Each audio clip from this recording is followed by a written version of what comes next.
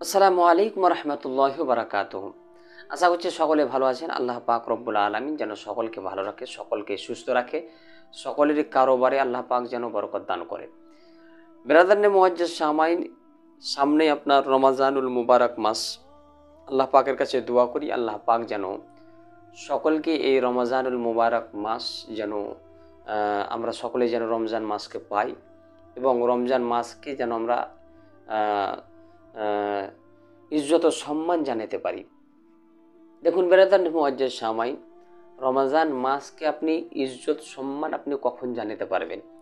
যখন আপনি রমাজানকে পাবেন এবং রমাজানকে পাওয়ার পরে আপনি রোজা রাখবেন, তখনই রমাজান মাসকে ইজ্জত ও সম্মান জানা হবে।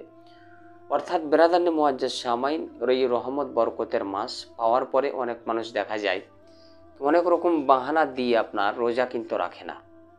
কিন্তু আজকে একটা কথা বলবো, খালি 1 মিনিটের ভিডিও, মনোযোগ সহকারে শুনুন। কি রোজা যদি রাখা যায়, আমরা দেখুন আহলে সুন্নাত ওয়াল জামাত রজব মাসে রোজা রাখি, শাবান মাসে রোজা রাখি, মুহররমুল হারামেও রোজা রাখি, আর রমজান মাস যেটা আসছে সেটা তো রাখতেই হবে, যেটা ফরজ, আপনার না রাখলে গুনাহগার হবে।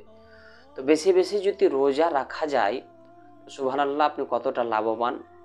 তো রসুল পাক সাল্লাল্লাহু তাআলা আলাইহি ওয়াসাল্লাম, নবী আমার বলছেন कि আসসাউমু जुन्ना, कि রোজা জাহান্নাম কা ঢাল হে। সুবহানাল্লাহ, নবী বলছেন কি এই যে রোজা হচ্ছে জাহান্নামের ঢাল, মানে জাহান্নাম থেকে কেউ যে জাহান্নাম থেকে যাওয়া থেকে মানুষকে রুখবে এই রোজা, যদি কেউ রোজাকে রাখে, যদি কেউ রোজা পালন করে।